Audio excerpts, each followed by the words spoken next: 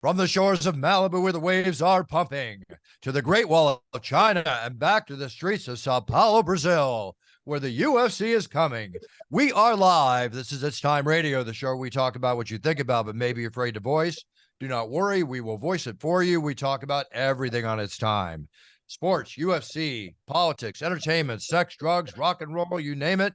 We talk about it. We're here, another week gone by, another week coming, and here we are today with my co-host, TJ DeSantis. TJ, as always, I hope you're well. All good? Yeah, I'm in Alabama, so I'm as good as I can be. No offense to Alabama, but No it's offense cold to here, Alabama. Buffer. That's okay. It's freezing down Huh? here. It can get cold down there, just like it can get very, very warm and very, very humid. So it's a very nice state, nice people, great food, have a good time, pig out, enjoy. And, what can I say? I've been to Alabama. I've done UFCs there. So Were you at the one in Dothan, my Alabama? very first one I ever did, Dothan, Alabama. Wow, that's crazy. Yep. Going back a long, long time ago. As history proves it, the UFC definitely has gone very much far ahead of mainstream sports in the world and everything else. And things happened this weekend. That was another example of where the UFC has taken people to certain levels. We'll discuss that on the show. But let's get into our guests here. We have Tom Loeffler, the supreme boxing manager of many great boxers, such as the Klitschko brothers and others. And of course, Callum Walsh, won't say protege, I'll say his star. Okay. We've got the young Callum Walsh on. Career is just flying forward. I got the pleasure of seeing Callum fight with you, TJ, commentating over at the Commerce Casino. Was it a month or two ago? Yeah, and, when was that last fight? August 26th. Oh, God, boy, time flies. August 26th. So thanks, Tom. And very impressive, not allowing boxers to get out of the third round. Callum, you beast. You bully you. But all good, maintaining the belt. Which belt was that for, Callum?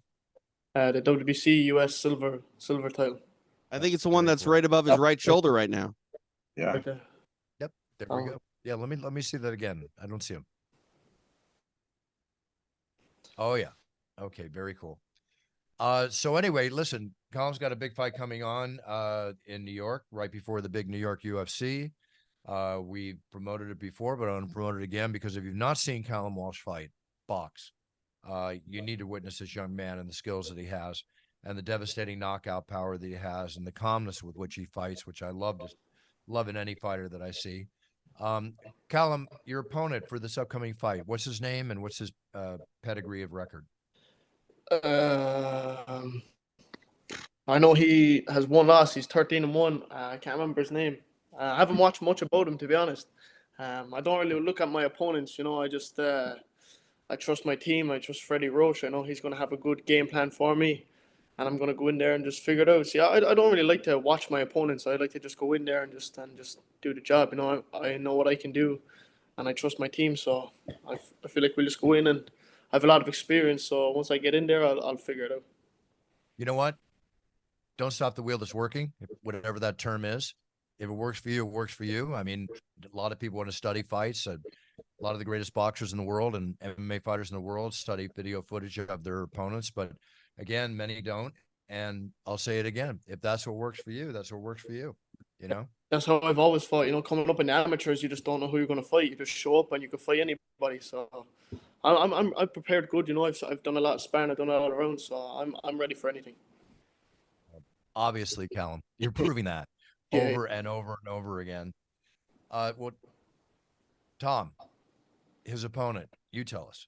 Yeah, Bruce, I don't want to, Callum's, he'll fight anyone, but this is a very, very good opponent. He's 13-1. He has a disputed loss on Showbox, on Showtime. He just came off a second round knockout down in Florida on Pro Box. So he's locally there from the Bronx, New York, Ishmael Villarreal. He's young. He's coming to win. He's defending his New York pride.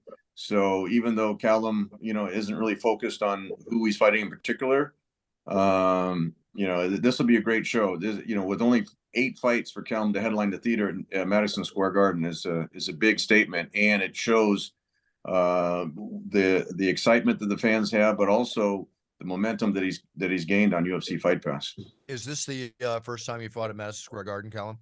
Yeah, this will be the first time, and I feel like it'll be good. You know, it'll be good for me to prove that I'm willing to step up. I'm willing to take these big fights and just show everyone how good I really am once I get on the big stage.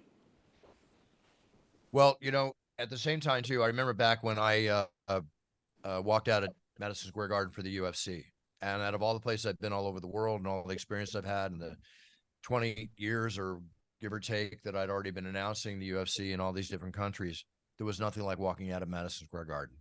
It is the arena of champions. It is the Mecca. And for you to be going out there and headlining an event, you should take great pride in that, as you're doing every time you walk out. But this is a turning point in your career. Right, Tom? Would you say so? Absolutely. I mean, Callum's on the fast track. This will be his 5th fight in 12 months, and he's headlined all of the UFC Fight Pass shows since his 2nd fight. He's fought at Commerce Casino. He's fought in Boston, but this is really the pinnacle. When you're fighting at the Mecca, it's really a culmination of this year. All the accomplishments that Callum has had, to be able to put those achievements on the world stage in the bright lights of Madison Square Garden. And Callum's the type of fighter. He's great in the gym. He's great on social media. He's a lot of charisma.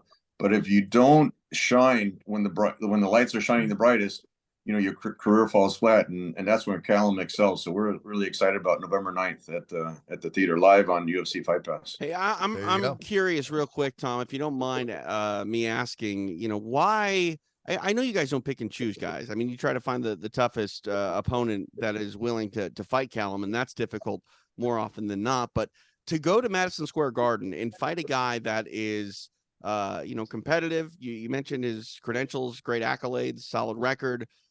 Could be a competitive fight. Competitive fights sometimes go the distance. To fight a local guy in Madison Square Garden, I mean, that's dangerous in itself.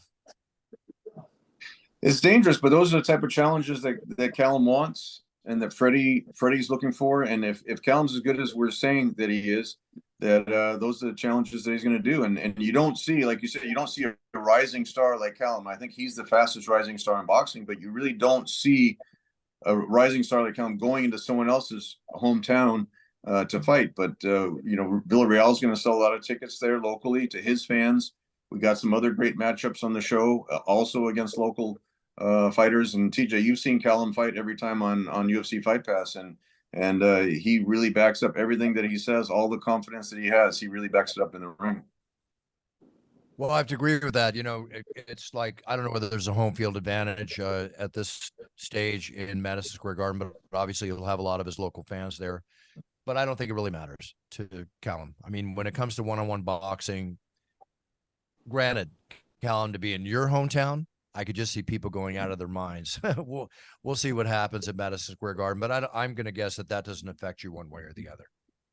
No, it doesn't affect me, especially if you want to do it right. Like, if you're going to do it, you might as well do it right. So go in there and take out a local prospect and make a statement. That's what I want to do. I want to go in and just show the people that I'm coming and I'm there to stay.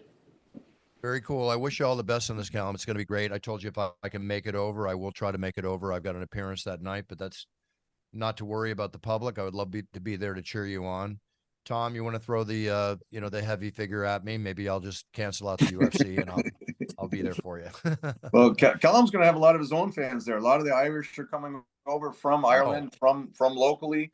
Dana White's going to be there, so it'll definitely be a celebrity-filled crowd, especially leading up to UFC 245. A lot of celebrities in town for that, and we're looking to get them all to Callum's fight on Thursday night.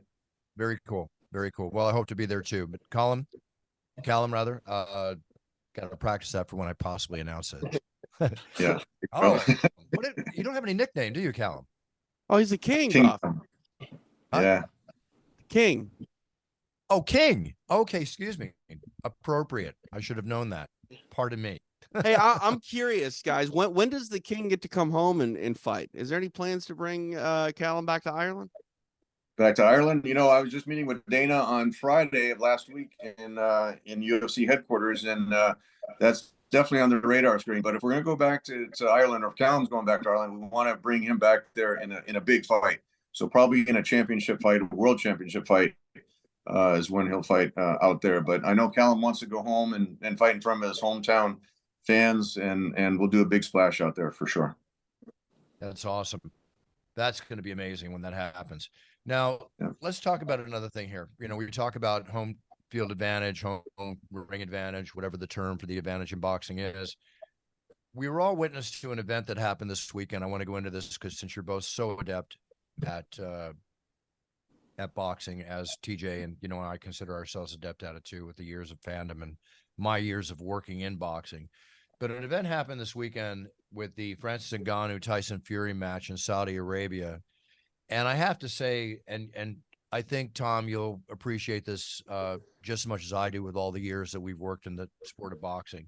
Yeah. This brought back the spectacle again. This reminded me of the late 80s, 90s, 2000s, the huge Vegas fights, De La Hoya, Hagler, Hearns, you name it. Star-studded, from boxing stars, Roberto Duran, Sugar Ray Leonard, Evander Holyfield, to MMA stars, McGregor. It's just so many people there. Adesanya, Kamaru Usman. I mean, everybody there. Ronaldo there. Ronaldo was there. Yeah. Eminem was Prince there. is there. Yeah. It was an absolute star-studded affair, a spectacle in the arena, the whole showbiz aspect of it, the walking out. We've talked about this fight on the show. I personally said, I just hope that Ngannou shows well. I, on paper, didn't expect him to win, although there's always the puncher's chance. So with that being said, he proved himself that he should be ranked in the top 10. He knocked down one of the greatest heavyweights in many people's minds ever in Tyson Fury with his record and how He took a building up. judge's scorecard buff. I mean, it was a split decision. Like, who saw that? It was a Yeah. It was a split. Well, it was a split decision. I don't know where the judge scoring it 96-93 was looking at, if I have that score correctly. The other score is 1 point apart. I mean, it was a 10-8 in the third round. I personally had Ngannou either on a draw or winning the fight. And again, it's one of those ones that could have gone either way. But the fact of the matter is, the man walked out. He proved himself tremendously, whether it was Tyson's influence, his own ability of boxing, which is what it's all about when it comes down to it, is his own ability. Let's be honest, Buff. He won. Public. I'm not saying that he actually won, but it was a win for Francis Ngannou. The fact that we're talking about him It was a win either way. Yeah. It was an absolute win for Francis. It was an absolute win for MMA. It was an absolute win for boxing. It was a win for everybody. Yeah, it was, absolutely. to me, one of the most pleasurable boxing events I've watched in a long time, for all the ancillary reasons that we just pointed out. Was it a There are win so for many Tyson ancillary Fury, reasons. though? That's my question. Did Tyson Fury win? I mean, he won. He got his hand raised, but does he paper, come it's a out win better for him, for but it? Paper, it's a win for him, but it showed that he is, as it's been shown in other fights with Deontay Wilder and stuff, where he's been knocked down. I mean, anybody can win in the heavyweight division. And whether there'll be a rematch in this situation, that remains to be seen. But Tyson Fury handled it well. Ngannou handled it well. I'm just so impressed. Comments, gentlemen? It was a spectacle for sure, Bruce. All the celebrities that they brought over there to Riyadh. I'm intimately familiar with Fury. Remember, he fought Vladimir Klitschko in Germany. He was actually the first one to beat Vladimir in Germany. There was a lot of things going on behind the scenes there, but you got to give Fury credit for that. Honestly, I think not to take anything away from Francis, because he really, when you talk about a big win, not only financially, but for his career, for his image, whatever he chooses to do in combat sports moving forward, he's definitely at the pinnacle. But it looked like Fury completely underestimated him. And me personally, it didn't look like he trained properly for that fight. But you got to give Francis a lot of credit. And I agree with you, Bruce. I think with that knockdown, I probably would have given the decision to Ngannou. And when you can go in there in your first legitimate boxing match, to go in there and beat, arguably the lineal heavyweight champion and knock him down for sure is a huge statement for his career. Well, it's a huge statement, but also it's amazing because how many times have you ever seen, and I will preface this by saying me never, how many times have you ever seen an athlete, which Francis Ngannou is a supreme athlete, come in and debut in boxing against the heavyweight champion of the world and knock him down in the third round, potentially winning the fight? I almost thought the fight was going to end in... I'm sorry. Is there anyone debuted against the heavyweight champion of the world besides Francis Ngannou? No. No. No, No. no. This I mean, is a you total- had, remember, you had the thing with Ali in Japan with Inoki. Inoki. That wasn't a boxing match. That was a weird wasn't a hybrid boxing match, rules so that was- MMA fight Yeah, almost. that was Kind actually of like a mishmash, but not to this extent. What Ngannou really was a stand-up boxing, and you could say, you know, with the knockdown, he really proved his mettle for sure. absolutely without question. I And then will when he say looked this.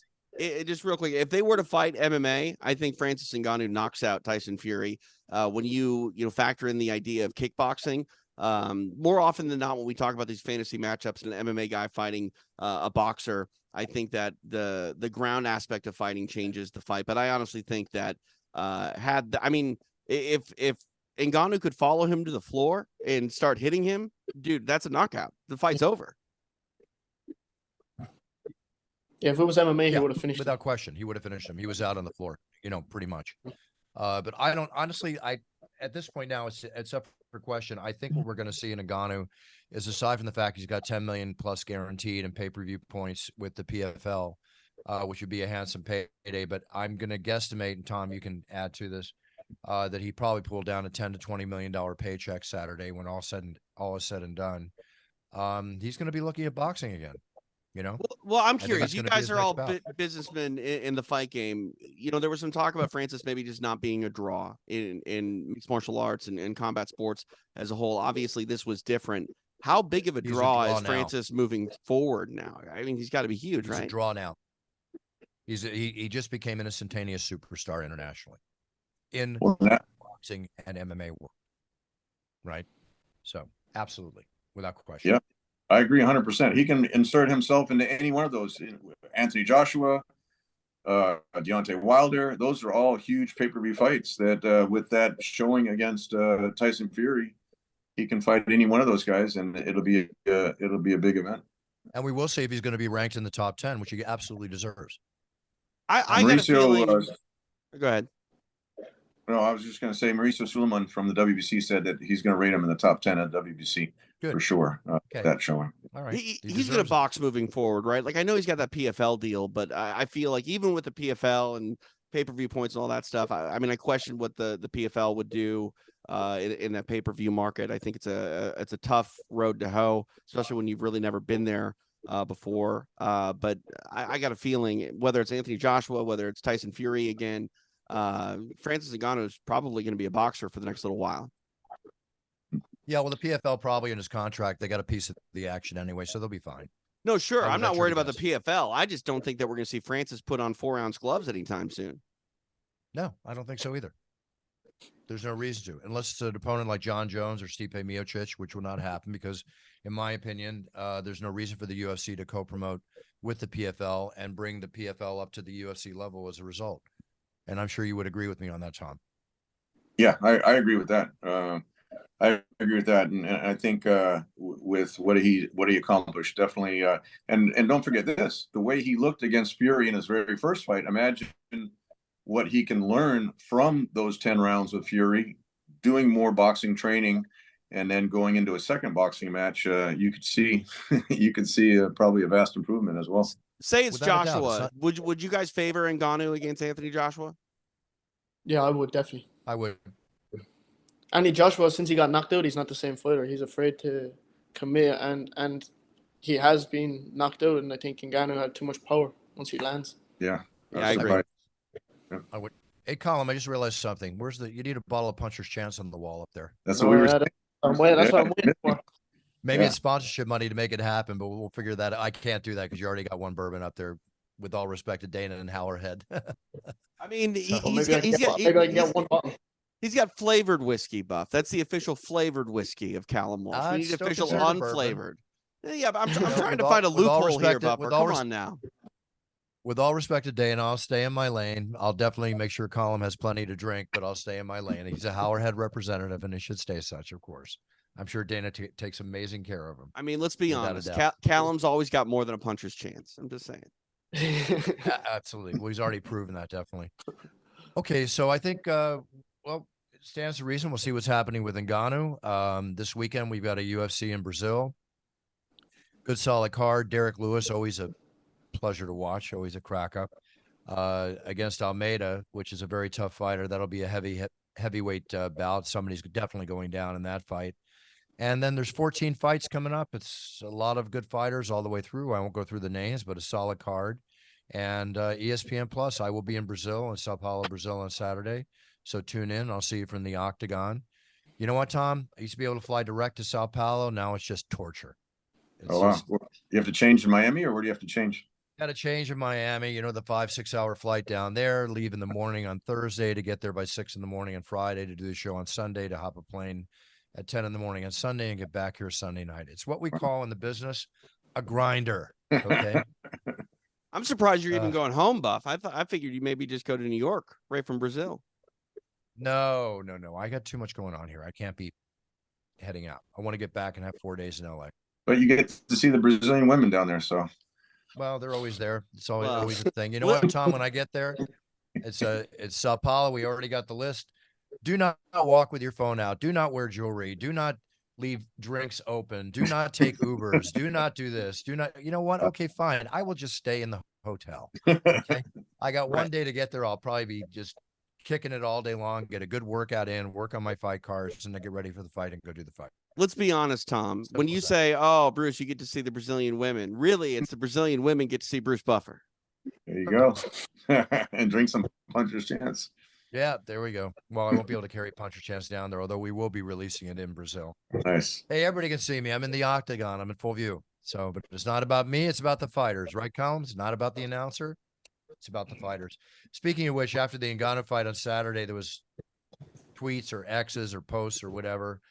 Who's the better buffer, picking sides, all that. Let me just say this, and we're not even going to go out it.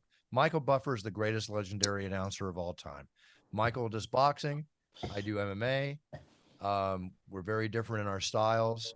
But if you ask me, I will always tell you that Michael Buffer is the greatest legendary fight announcer of all time. It's like Howlerhead and Puncher's Chance. One's got flavor, the other's not flavor. You know? So okay.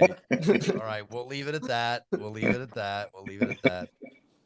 that. Some things in the news here, guys. My condolences and best wishes go out to the family of Matthew Perry, who died suddenly this weekend, passed away suddenly this weekend, tragically so. Wasn't he just 54 years old, Buff? Like very young. Yeah, 54 years old. He had his opiate use created issues for him, where he had 14 different operations, you know. Oh, wow. His insides. He's been through a lot. So whatever the reason, I'm sure they're doing an autopsy and stuff will come out. But aside from all that, the man provided a tremendous amount of entertainment, working on Friends. I had the pleasure of co-starring on Friends in '96 and working with him and the cast and crew down there. But not much else to say, but just, listen, people pass every day. People pass at different ages, but it's always sad to see somebody go when they're so young. Yeah. Callum, have you ever even seen an episode of Friends? Do you know what Friends is? Yeah, I actually did. I've seen it before. I've seen it. It's one of those iconic shows, right? Like I feel like I was on the TV. It doesn't matter how old you are. Like everyone knows, about Friends and storylines. Like who was it? Ross and Rachel and their break. You know what I mean? We were on a break. Ridiculous. Maybe I'm the only one who knows about that. I don't know. I'm looking around here feeling like I'm out on an island right now. I don't know. I mean, I enjoyed Friends. I watched it. One of the things is the cast got together and renegotiated their deal to become the highest paid actors in TV on a TV show. See, that's what Buffer knows about Friends. He knows all about the dollars and cents. Well, God knows the kind of residual checks they open, but they've all made a tremendous amount of money. I mean, did you get residuals for being on that one episode, Buff? Yeah, I still do. Every month, rather, I get a check. It's either $54, $100, or as high as $200, and that's since 1996. Wow. So you're talking about one of the highest played TV shows in the history of TV all around the world. So those residual checks will keep coming in. If I added it up over the last 96 was 27 years ago, I probably have made 15 times the amount that I was paid for initially doing the show. That's huge. Not a bad deal when you're on SAG. Just imagine if you got residuals for all those UFC rebroadcasts. I'd be opening up checks every day, and not just one, but two. So I think that's what the writer strike was about for reality TV. So Yeah, whatever I mean happens, that's the happens. thing. The structure of television and the way residuals work. I mean, like we didn't even know about streaming stuff back in the day when all this was really put into fruition. The way that the Yeah, business works now, it's just crazy. yeah, they're trying to remedy that. There's no residual checks, if I'm correct, in this for reality TV and of course live TV like we do, like Michael and I do in boxing announcing and all. Yeah. But if that changes, it changes. Until then, it's okay. I'm fine. All good. You probably All get good. residuals though from like the films you've been in, no? Yeah, of course. No, Yeah, I that's get, great. yeah, I mean, I've been in like 13, 14, I forget how many, but yeah, residual checks come in for that too. I had the pleasure of a bucket list of being in the Oscar winning picture, the boxing picture with Morgan Freeman. Help me out, guys. Clint Eastwood. Uh, $1 Million Baby. there you go. $1 Million Baby. Yeah, Yeah. $1 Million Baby. I did the voiceover when she broke her neck in the final scene. So That I was remember you? I auditioned for that. Pardon me? That was you? I was one of the commentators. Yeah. Wow, I have to go back and watch that. I Yeah. haven't seen it since it came out in like 2007 or something. That was a good movie. Yeah, they made me watch. I had to audition watching that actual scene, and then do the thing. And then Clint Eastwood picked me that night. They said when he got all the tapes. So very. I cool. just It was an realized honor. Callum was probably like 4 years old in 2007. 6. I was 6 years old. 6 years old. Jesus. 6 years. Boy, you remember that one, Callum? Okay, very cool. So you ever see like Callum, the wax museums? You've seen that, right? Yeah, With yeah. different figures. This is the first time I heard about this, but they did The Rock, and now he's helping him because people questioned his new figure and all. Which, if you look at it, it doesn't really look exactly like him. It definitely is a good rendition, but it's the first time I've heard that he's out there working with them now to redo it because it doesn't look like him. They want to make some serious changes. Have you guys ever heard of a guy getting his man or woman getting their wax museum, which is a huge honor, figure redone?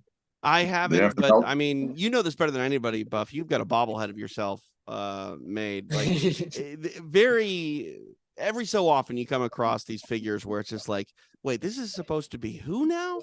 And yeah, I mean, if I was, in the wax museum and my likeness just looked like a dude with a funny looking eyebrow and not necessarily myself, I would probably want it changed too. Yeah, of course, of course. Yeah. Okay, now here's something that's disturbing.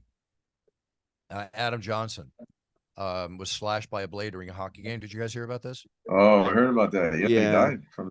Yeah. It was a game on Saturday. He's only 29 years old. He's with the Elite Ice Hockey League game for the Nottingham Panthers in England. Callum, have you ever been to a hockey game in England? No, not in England. I was at one in Boston, and I went to one in New York. Very exciting to watch in person. Very exciting to Yeah, watch. definitely. I had Yeah, no but- idea that they played hockey in the UK, to be honest with you. I didn't Yeah, either okay, until I yeah. read this, but tragically so, he was taking the puck across the blue line, and an opposing player kicked his skate in the air and struck him in the throat. And now the league that he works for is planning on making neck guards mandatory after the throat cut. Yeah, unfortunately, this isn't the first time an injury like that has happened. I mean, it's I don't know. I don't know if neck guards need to be mandated, but after something like that, if you were in that building on that night and you saw something so horrific, it'd probably be pretty hard for you not to want to have some sort of protection moving forward after that. No, it's very tragic. God, what a way to go. 29 years old, stud, the whole bit. It's just, again, we get back to it. I hate seeing young people go for the craziest reasons, much less it go at all, if I said that correctly. Well, it's just one of those situations where it's like, on any given day, the craziest things can happen. So, enjoy life, enjoy the moment, and, be appreciative of each and every athlete, not just combat sport athletes, but everybody that goes out there at a high level. They're risking their life, whether you're standing in a batter's box playing baseball or, like you said, Buff, just carrying the puck across the blue line. I mean, we've seen heart attacks in some of the most fit athletes in the world lately. It's just a crazy world. Hey, I've been in the octagon when Boss Rudin did one of his famous backflips and almost hit me with both feet right in the face. Just by an inch. That could have been a tragic moment in my career, that's for sure. If you remember how he did that. Nate Diaz, he's definitely, enjoying the coin he's making. He gifted all his fighters you know, on his crew with an ice out pendant. It's like, if you saw this thing, it's huge. It says Real Fight Inc. So it's got 10 carats of VS diamonds, over 50 grams of gold on a 14-inch gold chain. It doesn't say how much he costs, but I mean, my guesstimate is this is like a $10,000 item for each of his crew. Good for you, Nate. I like seeing that. It's like gifting your offensive line, you know, with Rolexes, as has happened by many quarterbacks over the years or whatever. I think it's very, very cool. So thank that's God the for the thing Jake too. Paul promotion. I'm so happy to see these MMA guys making the money they make in UFC and MMA, and I'm happy to see them getting rewarded as they are doing, as Callum, you're doing, and going to be much, much, much, much more. And I know you know that. We talk about that all the time. Yeah, definitely. I was actually talking to Nate in Vegas not so long ago. He was asking me to do some boxing with him. So I think he's going to fight boxing again. That's awesome. That's one thing That's too awesome. to think about with Nate, and you know this better than anyone, Buff. You've been around the Diaz brothers. They are incredibly loyal. They're polite, very respectful. If there were any, you know, two gentlemen from our MMA scene that I would think would do that for their crew of guys, it would be the Diaz brothers, because they, like I said, are incredibly loyal, incredibly respectful, and if you roll with them, you're that, you know, scrap pack team Diaz for life. Like, it's hard to get away from those guys, and yeah, I couldn't think of honestly better friends to have in this space. I agree. I agree. And we'll see. Boxing, I mean, I like to see Nate back in MMA, but, you know, that's just my own personal thing. There's no way he doesn't come back to the UFC for one more fight with Conor McGregor. They have to complete that trilogy. I don't care if it happens when they're 50 years old. Like, it has to happen. Yeah, definitely. That's a fight that has to happen. Yeah. You know, getting onto some collectibles, we'll see what happens with that. You guys saw The Wolf of Wall Street? Oh yeah, Yeah. of course.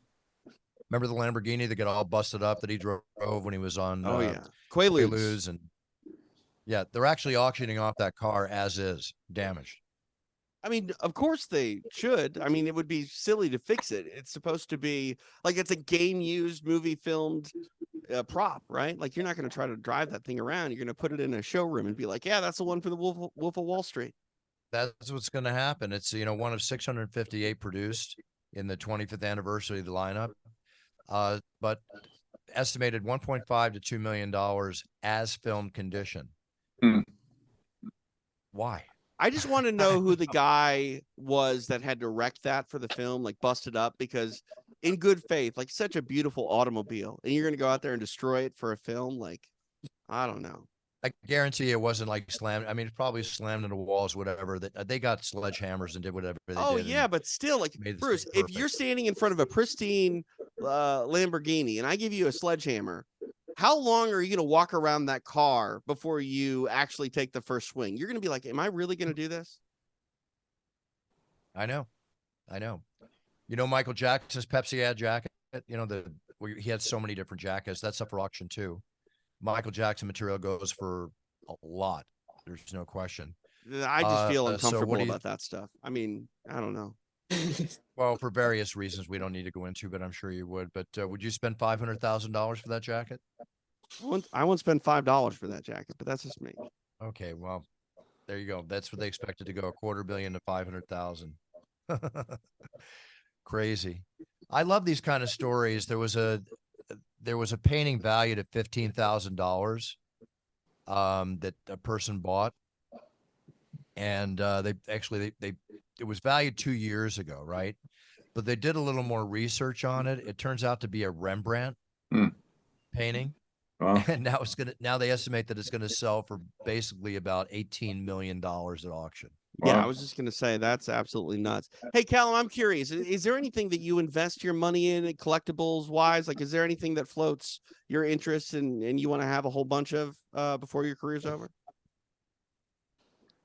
I don't know. I need the money first. There you go. And then I'll start thinking about it. I mean, Get you the got money some first. jewelry. Don't worry about it, Colin. Get the money first. You've got some nice Yeah. jewelry. I know you're walking around with some gold chains and things like that. Yeah, they were gifts. Okay, there you go. I mean, you don't have to say that. This kid's too honest, Tom. He's too honest with the fight game. Too honest, yeah. Yeah, maybe I'll get paid more now. I'm sure you'll be getting paid more. I'm sure that's gonna come no problem. But like, are you a car guy?